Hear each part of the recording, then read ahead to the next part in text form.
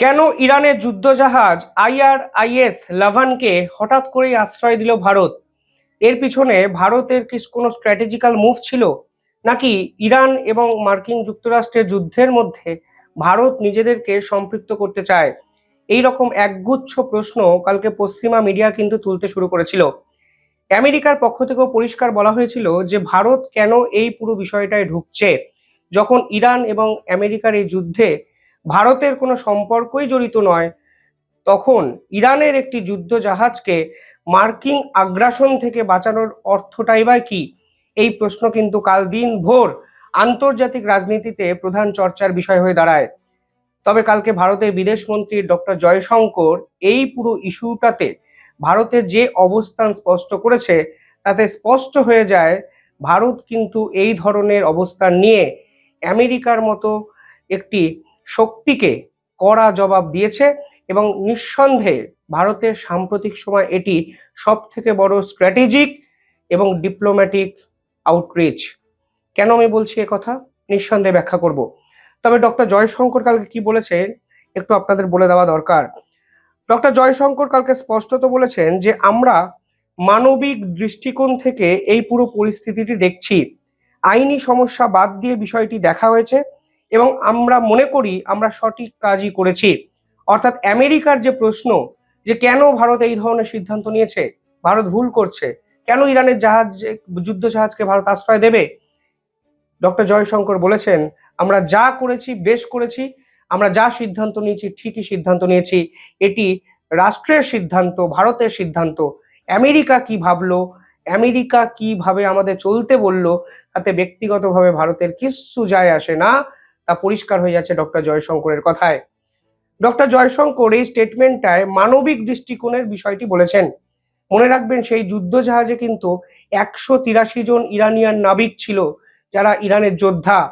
ফলে ইরানের যোদ্ধাদের আশ্রয় দেওয়া নিঃসন্দেহে মানবিক সিদ্ধান্ত, কিন্তু মানবিকতা ছাপিয়েও এটা যে ডোনাল্ড ট্রাম্পের মুখের উপর পাল্টে একটি জবাব, যে তোমরা চাইলেই আমাদেরকে নিজেদের মতো করে কন্ট্রোল করতে পারবে না, সেটাও কিন্তু ভারতের এই সিদ্ধান্তে স্পষ্ট হয়ে যায়।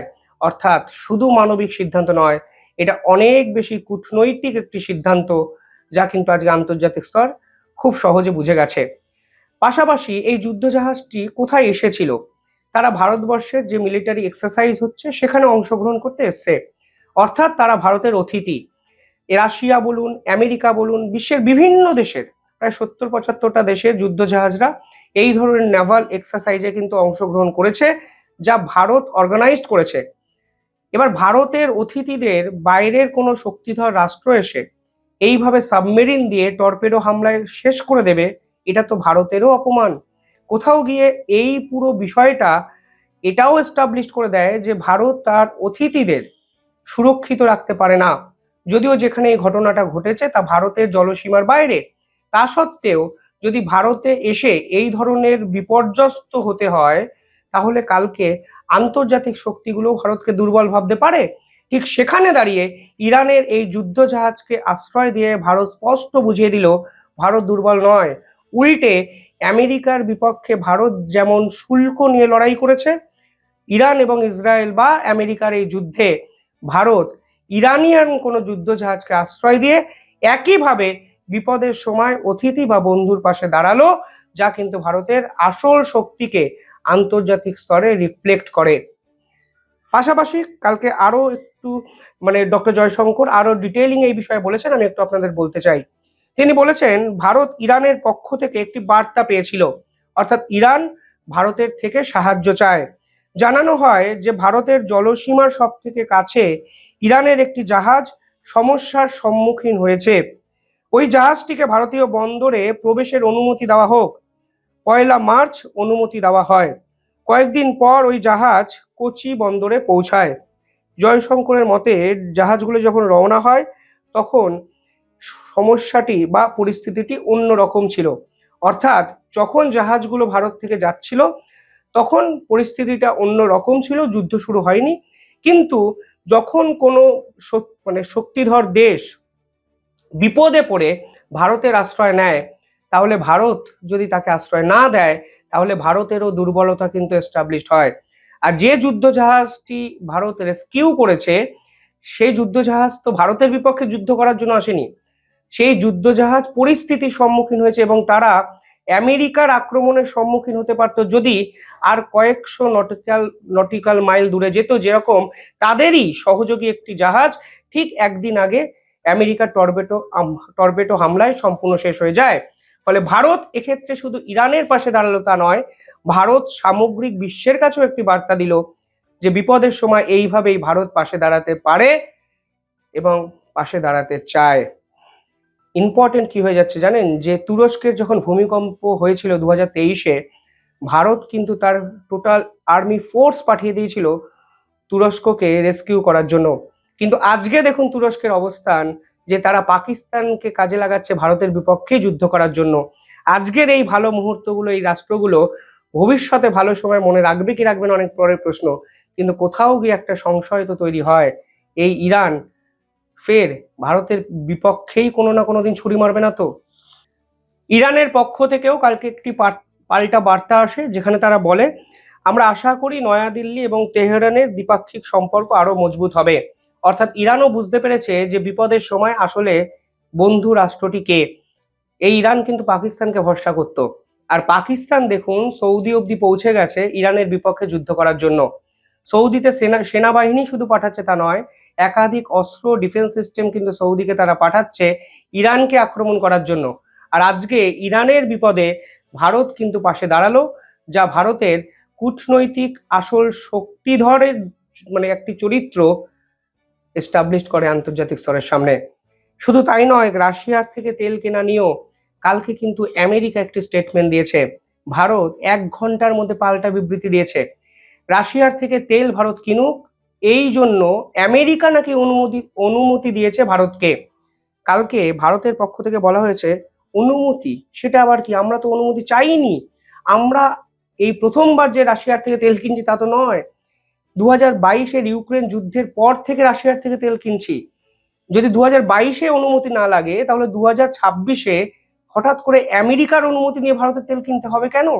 কালকে স্পষ্ট ভারতের বিদেশ মন্ত্রকের পক্ষ থেকে এই স্টেটমেন্ট দেওয়া হয়েছে, সেটাও আমি আপনাদের শোনাচ্ছি এবং বোঝানোর চেষ্টা করছি আমেরিকার অকারণে দাদাগিরির যে স্বভাব, তা প্রতি মুহূর্তে অন্তত ডোনাল্ড ট্রাম্পের এই ট্রেনিয়ারে ব্যাকফায়ার হচ্ছে এবং ভারত কিন্তু আন্তর্জাতিক স্তরের সামনে ডোনাল্ড ট্রাম্পকে দিনের পর দিন এক্সপোজ করে যাচ্ছে।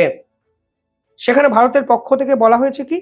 বলা হয়েছে রাশিয়ার তেল কেনার জন্য ভারত কখনো কারোর অনুমতির অপেক্ষাই করেনি। তো আপনারা কিভাবে বলছেন যে ভারতকে অনুমতি দেওয়া হয়েছে রাশিয়া থেকে তেল কেনার জন্য? ভারত কার থেকে পারমিশন চেয়েছে? কোনো অফিসিয়াল লেটার আছে? কোনো অফিসিয়াল ডকুমেন্ট আছে যেখানে ট্রাম্পকে চিঠি লিখে ভারত বলেছে ভাই আমাদের তেল কিনতে দেওয়া হোক? উল্টে রাশিয়ার প্রেসিডেন্ট পুতিন 95 মিলিয়ন ব্যারেল তেল ভারত সীমান্তে পাঠিয়ে দিয়েছে জাহাজে করে ভারতের বিপদের দিনে। কানাডা বলুন, অস্ট্রেলিয়া বলুন, তারা ভারতকে এলএনজি দিতে চাইছে। ডোনাল্ড ট্রাম্পের পারমিশন তো সে অর্থে কখনো লাগেনি। ভারতের পক্ষ থেকে বলা হয়েছে যে ভারত এখনো রাশিয়ার থেকে তেল কিনছে, 2026 সালের ফেব্রুয়ারি মাসেও কিনেছে এবং ভারতের জন্য রাশিয়ায় সব থেকে বড় তৈল সরবরাহকারী দেশ। রাশিয়া ইউক্রেন যুদ্ধ চলাকালীন আমেরিকা এবং ইউরোপীয় ইউনিয়নের নিষেধাজ্ঞা সত্ত্বেও 3 বছর তেল কিনেছে ভারত। ডিসকাউন্ট এবং শোধনাগারের চাহিদা বাড়ায় 2022 সালে ভারতের তেলের আমদানি অনেকটাই বেড়ে যায় এবং এক্স্যাক্টলি সেটাই কিন্তু ভারত করছে, যে ইউরোপ, ন্যাটো, ডোনাল্ড ট্রাম্প একাধিক রাষ্ট্রের বিভিন্ন নিষেধাজ্ঞা সত্ত্বেও ভারত কিন্তু ধারাবাহিকভাবে তেল রাশিয়ার থেকে কিনেছে। হঠাৎ করে আজকে আমেরিকার অনুমতি নিয়ে ভারত তেল কিনছে, এই হাস্যকর কথাবার্তা আমার মনে হয় আন্তর্জাতিক স্তরে আজ ভিত্তিহীন হয়ে পড়ছে শুধুমাত্র আমেরিকার জন্য। পাশাপাশি আমেরিকা কালকে আবার বলছে যে ভারতের আচরণ ভালো ছিল, নিষিদ্ধ রুশ তেল কেনা ওরা বন্ধ করেছিল, ফলে তেল সরবরাহ নিয়ে সাময়িক হাত শিথিল করেছিলাম আমরা, অনুমতি দিয়েছি এবং যা ইতিমধ্যেই জলপথে পৌঁছে গেছে এবং এতে রাশিয়ার কোনো অর্থনৈতিক লাভ হবে না। রাশিয়ার অর্থনৈতিক লাভ হোক বা না হোক, এটা আমেরিকার তো কোনো দেখার বিষয় নয়। আমেরিকা সব বিষয়ে নাক গলাতে গিয়ে আলটিমেটলি তাদের নিজের নাকটাই কেটে যাচ্ছে এবং ভারতের মতো শক্তিধর দেশের বিপক্ষে লড়তে গিয়ে ফের কিন্তু তারা নাকানি চোবানি খেলো, যা কিন্তু আমেরিকার যে ভাবমূর্তি সেটাই কিন্তু সম্পূর্ণভাবে বিনষ্ট করে দিল। লড়াই করছে ইরানের সঙ্গে, সঙ্গে ইসরায়েল, দুই শক্তিধর রাষ্ট্র ইরানের বিপক্ষে লড়াই করুক, সেটা ওদের সেপারেট ইস্যু। কিন্তু ভারতকে অকারণে সব বিষয়ে টেনে টেনে ঢুকিয়ে বাজার গরম করার যে খেলা, সেই খেলা আমেরিকা অচিরেই বন্ধ করবে। এ বিশ্বাস আমাদের আছে। অন্তত ভারতের এই পাল্টা উত্তরগুলো নিঃসন্দেহে সময় উপযোগী কঠোর পদক্ষেপ বলে আমার ব্যক্তিগতভাবে মনে হয়। কমেন্টে জানাবেন কিভাবে দেখছেন পুরো বিষয়টি। ধন্যবাদ।